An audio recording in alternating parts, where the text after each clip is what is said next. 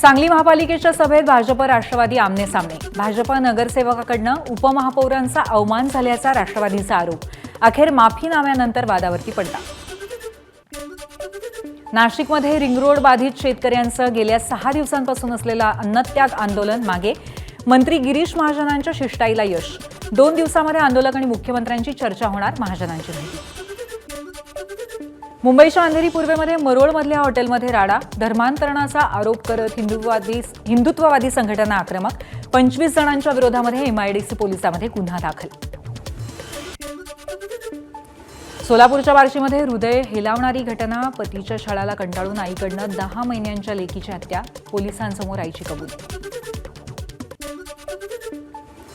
रत्नागिरीच्या खेडमध्ये मुसळधार पावसामुळे जगबुडी नदी धोक्याच्या जवळ। जगबुडी नदीनं इशारा पातळी ओलांडल्यामुळे प्रशासनाचा सतर्कतेचा इशारा। गोंदियामध्ये 3 दिवसाच्या विश्रांतीनंतर मुसळधार पाऊस। धान पिकाला मोठा फायदा। लागवडीला वेग येणार। पावसामुळे शेतकऱ्यांमध्ये आनंद। बीडच्या केसमधल्या लहुरीच्या बडेबाबा विद्यामंदिरात 5 वर्षांपासून 3 विषयांना शिक्षकच नाहीत। विद्यार्थ्यांचं शिक्षण विभागामध्ये आंदोलन। आधी शिक्षक द्या मगच उठू, आंदोलकांचा इशारा। यवतमाळच्या लोहारा कोलामपोडच्या शाळेच्या इमारतीचा पिलर कोसळला। सुदैवाने कुठलीही जीवितहानी नाही।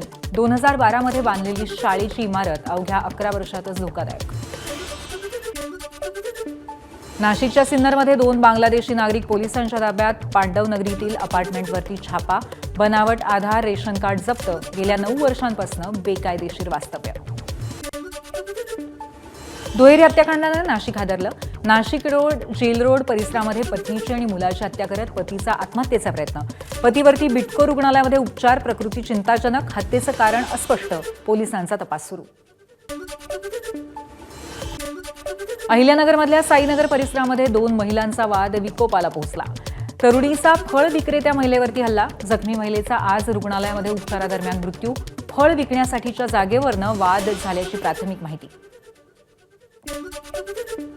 साताऱ्यात लग्नातल्या जेवणातनं 70 लोकांना विषबाधा। पाटण तालुक्यातील मंद्रुळ हवेली गावातला प्रकार आहे। जेवणातून विषबाधा झाल्याचा प्राथमिक अंदाज आहे। अन्न व औषध प्रशासनाकडनं खाद्यपदार्थांचे सॅम्पल्स तपासासाठी ताब्यात। उत्तराखंडच्या देहरादून मसुरी रोड पुढील आदेशापर्यंत बंद। भूस्खलन आणि रस्त्याचं नुकसान झाल्यामुळे प्रशासनाचा निर्णय। प्रवाशांना पर्यायी मार्ग वापरण्याचा सल्ला। काश्मीरच्या पूंछ आणि राजौरी जिल्ह्यामध्ये तुफान पाऊस। पावसामुळे नदी नाल्यांना पूर। पुरामध्ये आतापर्यंत 17 जणांचा मृत्यू। भूस्खलन झाल्यामुळे अनेक जण बेपत्ता।